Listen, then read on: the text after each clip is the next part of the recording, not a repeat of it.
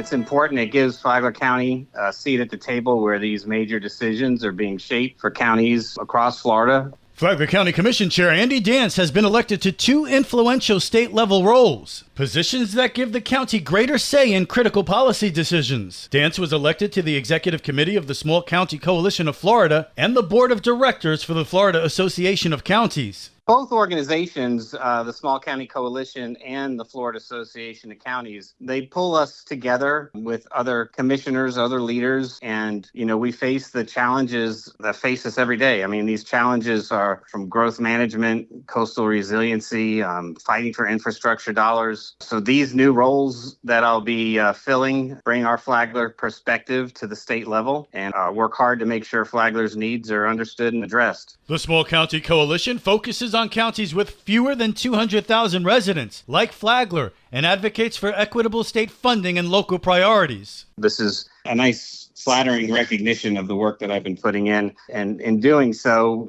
fighting for policies that will positively affect Flagler County. Dance says he's grateful for the opportunity and remains committed to pushing for issues like public safety, education, and beach nourishment. I've been a lifelong advocate for Flagler County, and I'll continue to, at the state level, push for important topics and policies and infrastructure funding for Flagler County. Good morning, Flagler County. I'm Rich Carroll. You're listening to Flagler's Morning News on Friday, July 25th. Flagler has far fewer residents employed and hundreds more residents in the unemployment line. Greg Blase, Chief Executive Officer at Nexus 360 with an employment update for Flagler County. Flagler County's June 2025 unemployment rate spiked to 4.8%, 0.6% higher than it was just last month, according to the latest data released from Florida Commerce. Flagler County's 4.8% unemployment rate is the highest since August of 2021. More to understand from Greg Blase, Executive Officer, Nexus 360. We've only seen Flagler County's unemployment rate dip below 4% once in the last year or so.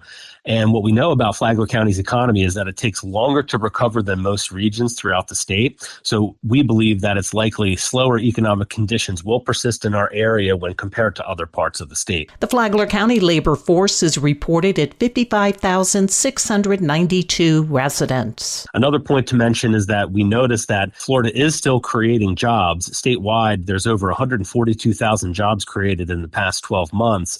But what we notice is most of those jobs are being created at the major metros like Orlando, Jacksonville, Miami, or Tampa. Greg Blase. For Flagler's Local Morning News, I'm Karen Johnson.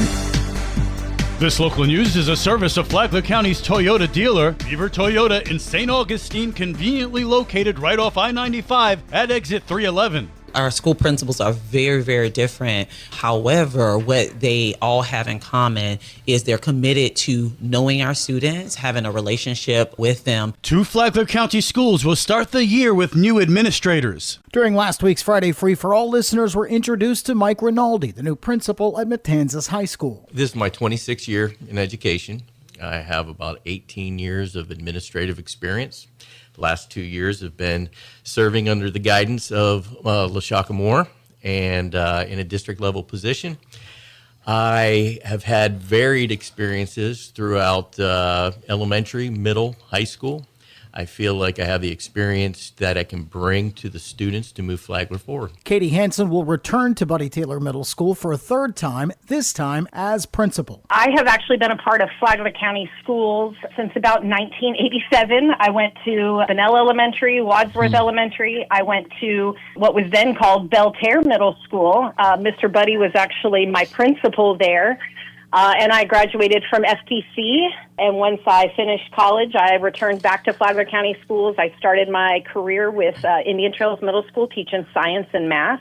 I have been an instructional coach at Buddy Taylor Middle School for about 4 years, so it's kind of a little like coming home between going to middle school there and working as an instructional coach. And then I've been a dean for a year, and for the last 3 years, I've been an assistant principal at Indian Trails. The first day of the school year is Tuesday, August 12th. From the WNZF Newsroom, I'm Daryl Moody.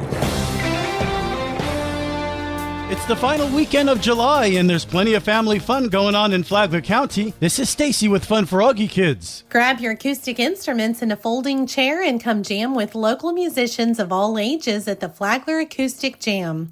Whether you play, sing, or simply enjoy the tunes, this is a great way to celebrate community and live music. Get creative with your crew at Family Art Night, hosted by Palm Coast Parks and Recreation. This free fun is where families use everyday items to craft a unique themed project together. Safari Saturday is calling. Join Michaels for a wild crafting adventure and make your very own leopard piñata. Supplies are included and creativity encouraged. Palm Coast United Methodist Church invites you to Fun Day Sunday, a free summertime picnic packed with games, music, prizes, and fellowship. For more on these events and others, please visit us on our website at AugieKids.com. Have a great weekend.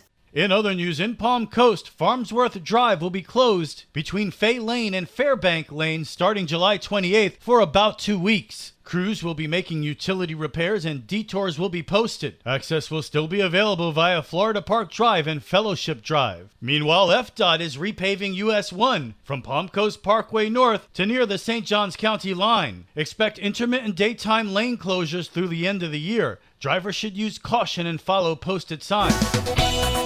And now you're up to date on Flagler's Morning News. I'm Rich Carroll.